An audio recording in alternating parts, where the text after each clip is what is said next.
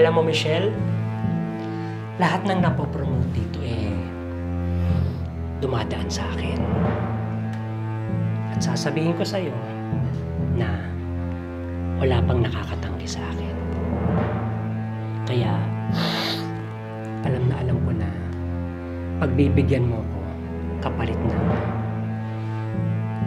promotion mo. Alam mo, nung una pa lang kitang makita dito sa opisina, type na talaga kita.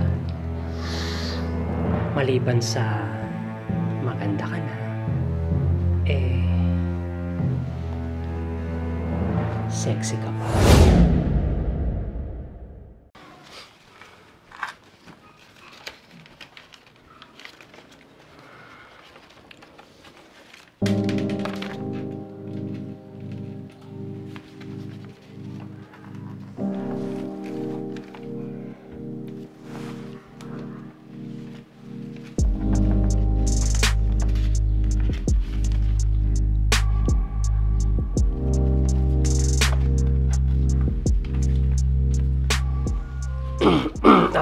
Michelle,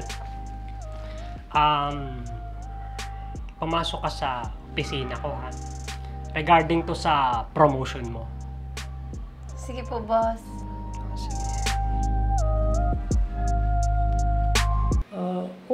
Bukas, in delivery, lahat mo na. Umaga, para isang ano na lang yun. Basta umaga, dito naman ako na umaga. Okay? Sige. Boss, bakit po? Michelle, congratulations.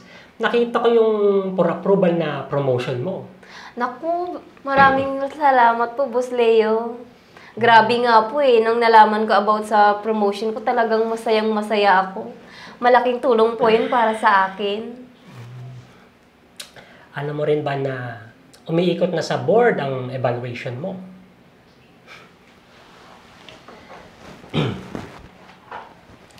And alam mo din ba na nasa akin ang final say kung mapopromote ka? Naku, Boss Leo, pangako. Gagawin ko pa po ang best ko para mas ma-improve pa ang trabaho ko. So, gagawin mo lahat? Opo. Yes.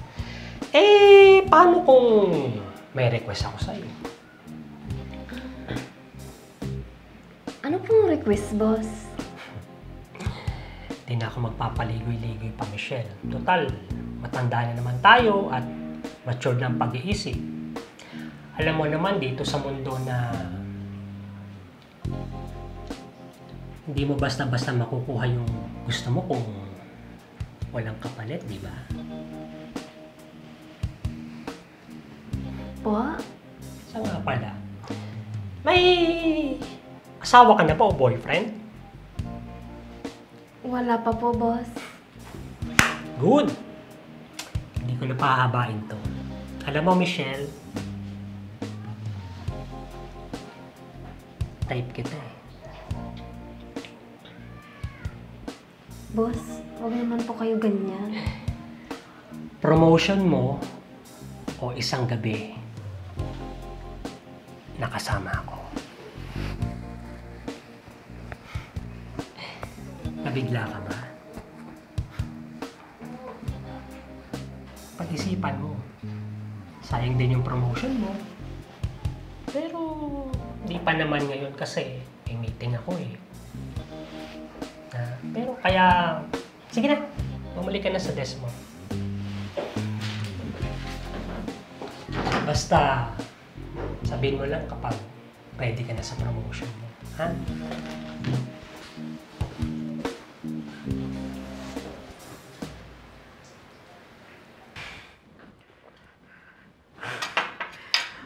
O ano? Puro pagtambay na lang yung gagawin mo. Ma, rumarakit-rakit nga ako dyan. Diba? Sa tambay. Rumarakit saan? Diyan sa pagbabanda mo? Oh, bakit hindi ka gumaya dyan sa kapatid mo? May maayos na trabaho. Ikaw na, panganay pa naman. Naturingan pang panganay. Sakit ko pa ng ulo. Puro pag-inom at pagbabasag ulo ang alam mong gawin. Hindi nga ako nagbabasag ulo, ma. Rumarakit nga ako dyan. Ano ba? Ang kulit mo naman eh. Kulit mo. Bahala kayo. Saan ka pupunta, Rex? Kinakausap ka po.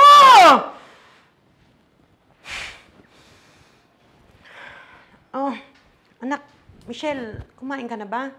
May pagkain pa dyan. Hindi na, Ma. Magpapahinga na muna ako. Oh,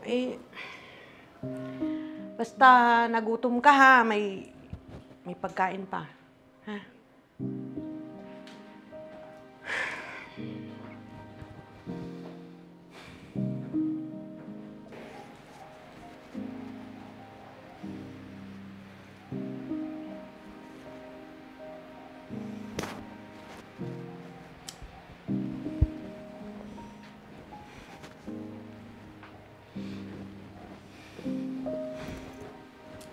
Nak, bakit parang ang lalim naman ang iniisip mo mula pa kanina ng pagdating mo? Wala, Ma. Iniisip ko lang yung promotion ko sa trabaho. Wow, ang galing mo naman, anak. Magpa-promote ka na? Oo bakit naman parang hindi ka masaya?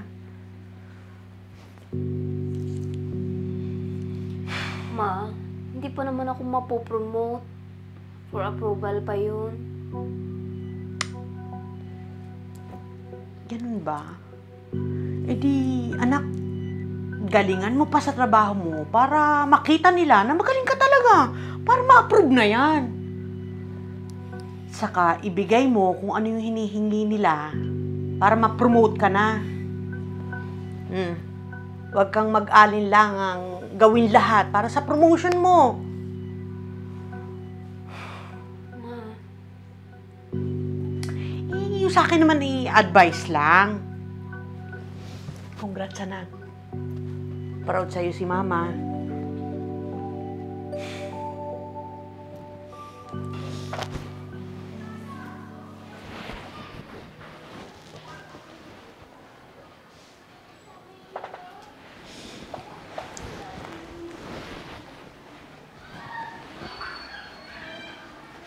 Napag-isipan mo na ba?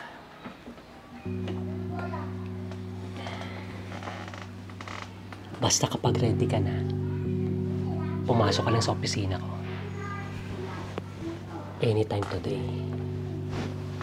Ready ako para sa'yo.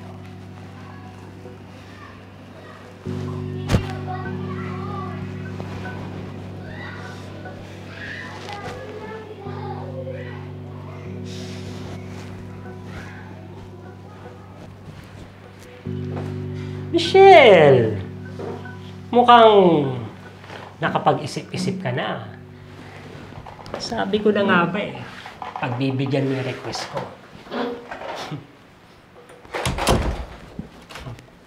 Sabi ko na nga ba Alam mo, Michelle, lahat ng napopromote dito dumadaan sa akin. At sasabihin ko sa'yo na wala pang nakakatanggi sa akin. Kaya, alam ko na pagbibigyan mo ko kapalit ng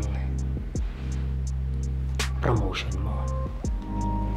Alam mo, nung una pa lang kitang makita dito sa opisina, type na talaga kita. Maliban sa maganda ka na, sexy ka pa. Kaya nga, na-imagine ko na kasama kita sa kama. Tama na. Huwag naman po kayong bastos.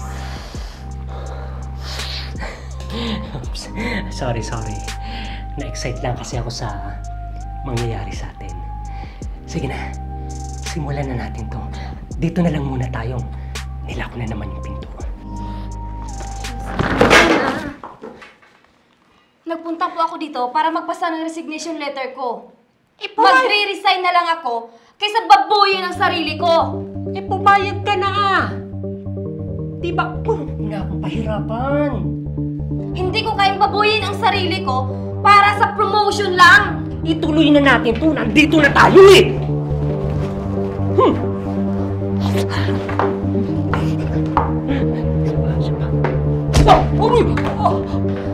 Napakahayop mo. Ang tanda mo na pero wala kang pinagkatandaan. Manya ka. Tandaan mo to, Michelle! Wala kang makukuha ibang trabaho!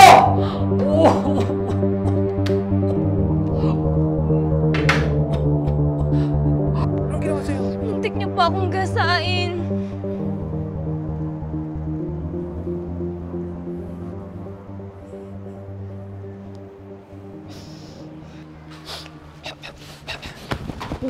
Ito mo! Tangina mo, manyak ka? Manyak ka, matanda ka, pati kapatid ko mamanyakin mo, ha? Ano? Teka lang, teka lang!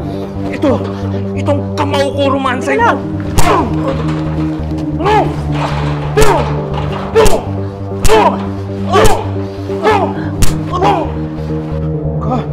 Ka matanda ka?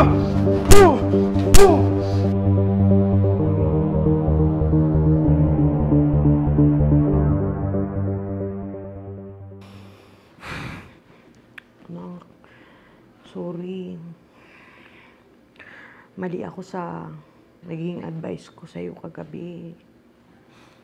Hindi ko naman kasi alam na ganun yung gagawin sa'yo ng boss mo eh. Okay lang yan, ma. Malamang natutunan na nun ang leksyon niya. At hindi ko ipagpapalit ang dignidad ko at dangal para lang sa promotion. At alam ko naman sa sarili ko na may mas maayos akong kampanyang mapupuntahan at mas makaka-appreciate ng efforts ko. Tama yan na. Magaling ka. At mas kawalang ka dun sa kumpanya yun.